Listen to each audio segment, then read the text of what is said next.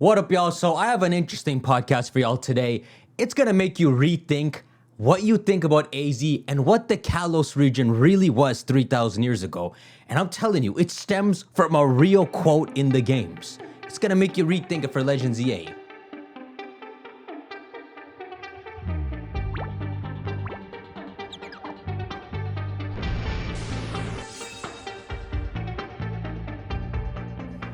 All right, so look, I'm gonna try to do this podcast straight from this camera, though this one's recording, and y'all let me know how you like it. So, what is your interpretation of what Kalos was 3,000 years ago? I know you don't have much to go off, but the game actually gives you something pretty interesting to go off, and I'm gonna lead you deeper and deeper down the thought process to where you're gonna be as crazy as me on this. Now, here's the quote I'm gonna show you. It says, "There's research material on the bookshelf. The king's name was AZ, and he was both the beginning and the end." Now, interesting, of course. That's why they named him AZ, even though I think a few years ago I made a video talking about his name potentially being like a Hazarus or something, an actual name written down in books in real life. But keep looking. Well, first off, the beginning and the end makes sense. He was also there to see Kyogre and Groudon clash. There could be several meanings. He also makes a machine that gives life, makes a machine that brings death. Here's the rest of the quote. "He used technology unlike any seen during that era to unite Kalos for the first time." Hold on a second. Now, all this time, I'm always talking about where does AZ get machinery from out of nowhere? In this natural war. Well, it turns out he always had an affinity for machinery. AZ was someone. If we extrapolate this quote, and remember, in Legends EA, this could be what they expand on in terms of what AZ's past was. In what seemed like a normal Kalos region, maybe barbaric, just anything primitive, AZ brought technology. And so, of course, when the war goes on the way it does, he gets fed up and goes back to his technology, invents something crazy. But AZ was always an inventor, right? He wasn't just someone who brought technology. He could use technology itself, but even the notion he brought technology is crazy. This is not how the cutscene 3,000 years ago makes you think of Kalos back then. Are we supposed to expect Kalos, as they show, is supposed to be cyberpunky? Because that's not what we see on the battlefield, though the battlefield could be anywhere. It could be in a different region, it could be in Kalos. But it's this quote that I want to expand on and lead you down something crazy. So, this is the ultimate conclusion I'm gonna come to in this video. It is not a conclusion set in stone. We're just having fun theorizing, but it's worth opening your mind to Game Freak potentially doing something like this. So, the notion in this video is AZ is not originally from Kalos. Now, I was supposed to show you that quote at the end of the video, but I'll give it to you at the start, and let's see if it makes more and more sense as I describe it. So let's go back to that interview Masada did, where he says that Floette was given to AZ by his mother as a gift. And when you read it this way, even though it doesn't seem like this was put in the games, but it's the backstory, it makes Floette seem either like a best friend, or depending how young AZ was, like a sister. I know that's weird to imagine, but again, there was no proper line back in this day we want to imagine, which was why it was so jarring when all these Pokemon are taken and used as weapons. It's almost revealing how different Pokemon are in a world that did not see it that way. So here's what I'm thinking. And it's very weird because this Floette gets taken from him while he's already king. He doesn't get king at the end of the war. He's already king. The Floette is taken from him. And then years later, for years, AZ is fiddling his thumbs. Then he gets a casket years later. This whole notion doesn't make sense. For a Pokemon that's supposed to be your sister or best friend, I don't know what AZ is doing, but I suppose the best way we can make sense of it is AZ is running a peak Kalos. AZ is strategizing the people, strategizing the war so that while Floette is deep on his mind, he's preoccupied enough that years could pass. Or perhaps half the reason he feels so guilty when the casket comes is because the Pokemon that was like a sister or best friend to him, he didn't give that much headspace to. He was so preoccupied with building Kalos. This may sound weird for now, right? You see this wandering dude lamenting. How could he have at the moment cared for Kalos more than Floette? Well, it stems from the quote I gave you. He was infatuated with technology so much that the quote I showed you in the last video at the end, the king could not escape war with those who targeted a wealthy Kalos. The war grew so violent and ugly, the king was forced to send his own beloved Pokemon into battle. This shows us a reason Kalos in specific was targeted. Because, and this is crazy to say, all this time I'm calling Paldea the Atlantis. Well, if we're talking about super technologically civilized, it's what AZ brought to Kalos. He united Kalos using this technology. Now you're seeing where I'm going with this. I want to put forward some notion that AZ, here we're saying he caused the hole in Paldea. AZ is from Paldea. Now, there's a reason I'm saying this. He could either be from Paldea or indirectly from Paldea. Remember what I was showing you in the last video in terms of how a lot of royalty in real life, they politically marry with other kingdoms? What this causes is the Sun King's grandson, the Sun King ruling France with an iron fist, his grandson ruling Spain. The same notion happens here. If AZ is a king, he's not some Bakura that worked his way up to king. He probably is royalty. His mother that gave him the Floet is probably a princess. The reason you don't see this eternal flower Floet anywhere is maybe because this is some royalty Floet passed down. This makes it even more important when this Floet is taken from him. It is some rare royalty Pokemon Floet that's potentially passed down in AZ's family. Maybe his mother had a freaking... Well, technically, if that's a real flower, nothing stops Floet from continuing to evolve. His mother could have had a Florges. Ain't that a cool look for whatever AZ's royal bloodline is? If he had a last name, let's just say his last name is Ahasuerus, just for the sake. So his mom is Claire Ahasuerus. That any Ahasuerus family member has this eternal flower Floet, a symbol of France or whatever. But either way, kind of digressing, this is how you can have AZ be the king of France without actually being originally from France or Kalos. Now, here's the story I'm going to paint because there's not too much more to go off of, but it's going to use the quote of how AZ is proven in-game, undeniable. He brought technology to Kalos. Dude, I did not know this. Now, the story would go something like this. AZ is king of Kalos. He's managing the people well, taking good care of them, adding all this technology, and strategizing the war from a distance. During this war, two special Pokemon appear and help Kalos very much that AZ takes proper notice of. And this is written in books. 3,000 years ago, on a war, Xerneas was there helping wounded people, and Yveltal was there taking a bunch of souls. These were Pokemon helping on behalf of Kalos.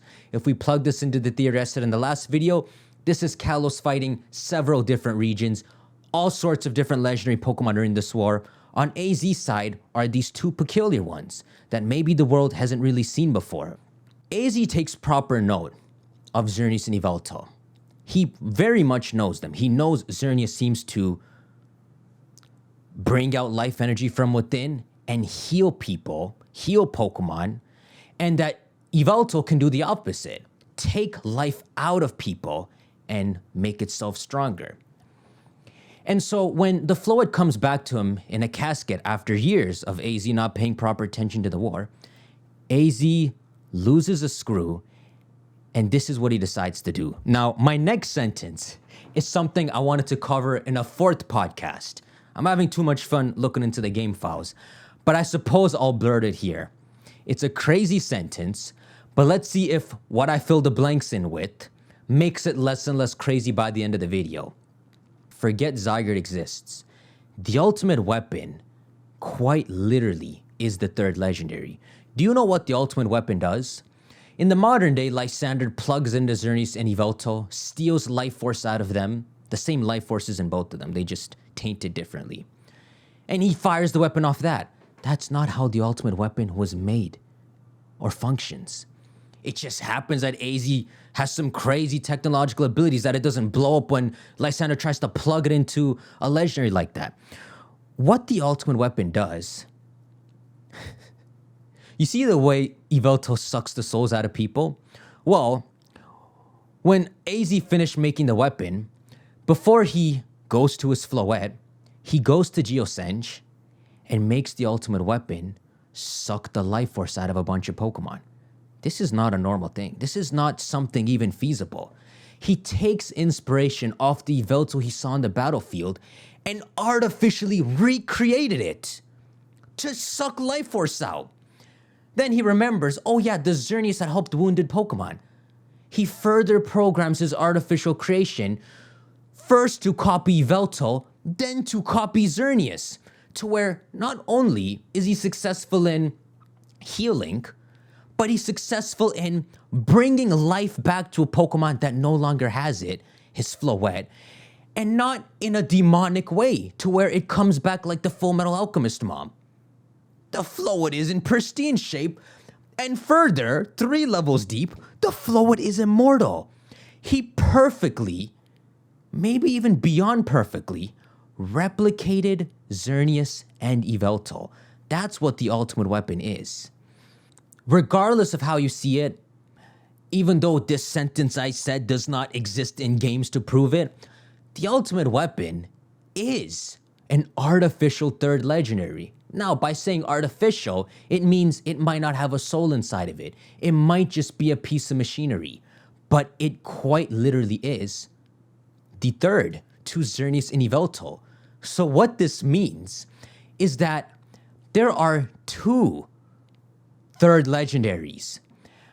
There's this artificial weapon that is the tool of the god of destruction, the one who could bring massive disorder to the world. That's the ultimate weapon. And then there's Zygarde, who brings order to the world and nukes Xerneas and Yveltal's life force energy. This is how you get to the title, Pokemon Legends ZA. Zygarde is not only the nuke to Xerneas and Yveltal, it's the nuke to the tool of destruction, the A legendary, the ultimate weapon. That's why that's what's on the cover. That is 100%, okay, don't get ahead of yourself, Ttar. For now, let's say 100%. That's the ultimate weapon on the cover.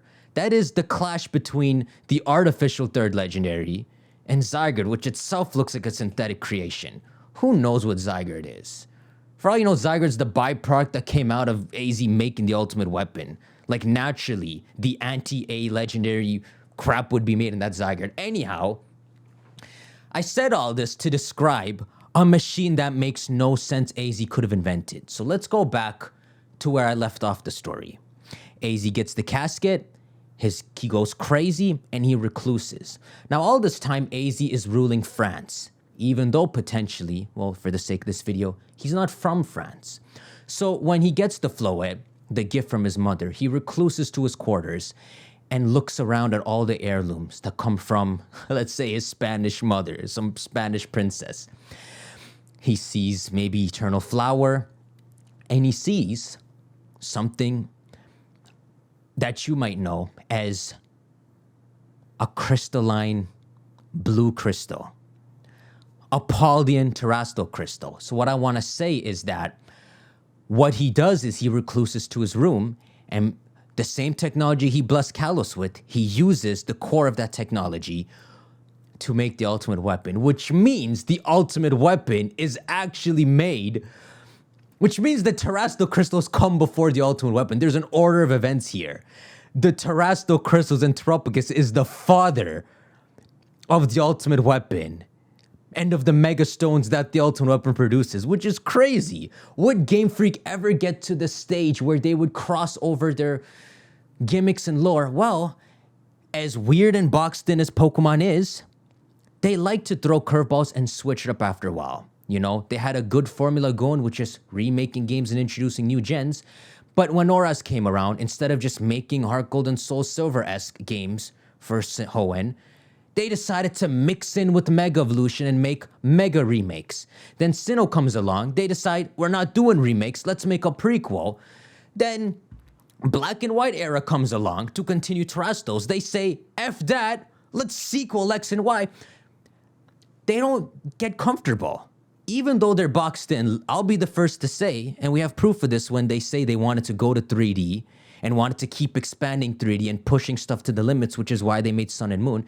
For some reason, I suppose they anticipate people thinking they're a one-trick pony. And so they throw the curveball themselves.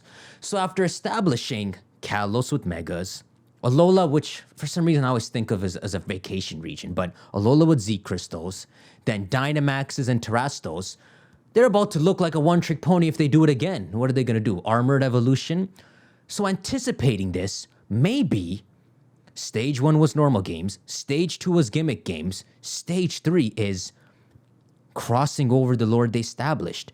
Maybe they create a hierarchy to this crap, and Terrasto truly is the father of how AZ makes the machine and all. There's a different way I can say this though, rather than him reclusing to his room and actually having Terrasto crystals his mother gave him. Well, there's a very natural answer to this, which is something that already exists in the game. I'm not going to say AZ goes to Paldea and makes a weapon potentially to blow up Paldea or whatever regions are there. There's a very natural answer to this. I'll give you a couple seconds to see if you can think of it. There's a very natural way AZ could be the king of Kalos and have behind his castle, maybe someplace he used to be there with his mother a lot, a very natural location for Terrasto crystals. You see it in the crystal pool for absolutely no reason. Far away, on the other side of the planet from Paldea, in Japan, is a crystal pool naturally with crystals. Now, I suppose there is a backstory to where someone put the crystals in there. Very simple. If AZ's lineage, if you go up to Princess Mother and all, comes from Paldea, someone there planted this lake behind the king's castle in Kalos, and there's another crystal pool like in natural setting there. And this is what AZ always went to when he creates all this technology and blesses Kalos. And it's what he goes to when making the ultimate weapon. Which is why, when he pops up on the battlefield with the ultimate weapon, that's what it looks like. A crystalline flower. Back when X and Y was being made, Game Freak made it crystals for fun. Maybe they didn't know exactly why they gave it that appearance. They just thought it would be cool to make it a crystal. By the way, I looked at the Japanese and they do describe it as a machine. It's a straight machine. That was back in 2012, 2013. When 2021, 2022 rolls around and Game Freak's potentially pondering that under their nose, we're gonna mess with Mega Evolution lore, maybe they fully invent Terrastos, and the way Terrastos look, the lore, the glimmering crystals, they specifically make it like that to give the backstory to AZ's weapon without saying it in the games. How incredible would that be? No matter how you paint this, AZ made a weapon that's far too freaking capable out of nowhere.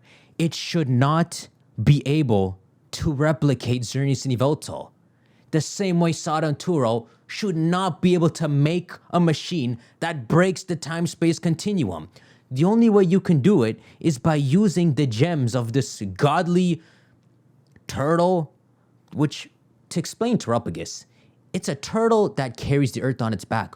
What Pokemon to make the godfather of everything than a Pokemon that is thought to be the god of everything, if philosophically, that carries the earth on its back? AZ's weapon should have failed. It should have made a demonic flow. It should have blown itself up when he tried to use it in the war.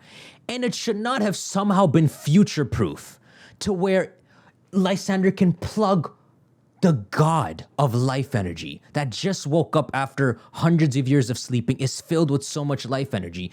There's no way the moment you don't plug it in, that whole Lysander lab explodes and the ultimate weapon explodes.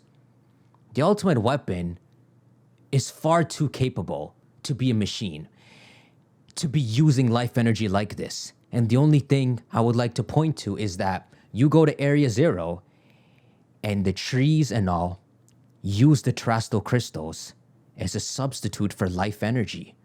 Whether Game Freak intended it to be this overlapping, Terapagos' crystals aren't just filled with whatever you want to say, natural neurons and crap that make it a super power if you use it in machinery, but it is life energy itself.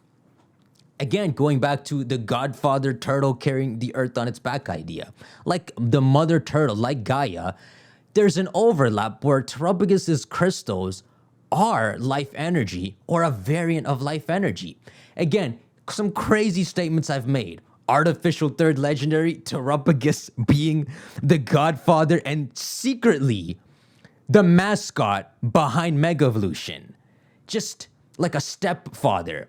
The true mascot is Journey's Snivelto. More specifically, the ultimate weapon. Well, the ultimate weapon would be the Necrozma Eternatus equivalent. The ultimate weapon would be the father of Mega Evolution. But secretly, the ultimate weapon's father is Terapagos. It would be crazy. It would mean Mega Evolution and Terastos are cousins of each other. It would mean if a Blastoise's soul was taken out when A's used the ultimate weapon and a Megastone comes down, that part of that Megastone is Terrasto. Essentially, Mega Evolution would be a mutated version of Terastal energy. That would be the idea. It's up to Game Freak to do it. For the first time ever, Black 2 and White 2, this is different from even those sequels. Game Freak is taking their entire series and making a game that could use any lore from any of the games, with ZA as the newest entry. In the back of Legend ZA, every Pokemon game has happened. Red went to Alola, Necrozma did its crap, Eternatus did its crap with Chairman Rose, and Game Freak's free to use all this lore. That's the gist of what I wanted to say in this video, to introduce Terapagos and show all these irradiating crystal creations. The terrarium core, glowing, all crystalline. The shell of Saranturo's time machine, you're looking at the inside of it, but that crystalline crap is the shell of it. Well, once again, the shell of the ultimate weapon, all crystalline. It's a fun tidbit idea to make AZ this Tesla or Newtonian type figure that was just an enigma and brought so much technology to Kalos 3,000 years ahead of his time. Not like anyone could do better for 3,000 years. Very much counterparting Saranturo. Anyhow, guys, that's probably going to be the final podcast until the Pokemon Presents on July 22nd. I have tons more ideas to share, but I don't want to bore you guys making too many of these. But I can leave you guys with the quote, just to support my case potentially a bit better. It goes like this. There's a research material on the bookshelf. The king was proud of the technology he had used to bring Kalos prosperity, but he couldn't help but use it in a way that had never been intended. AZ, the man who was king, disappeared.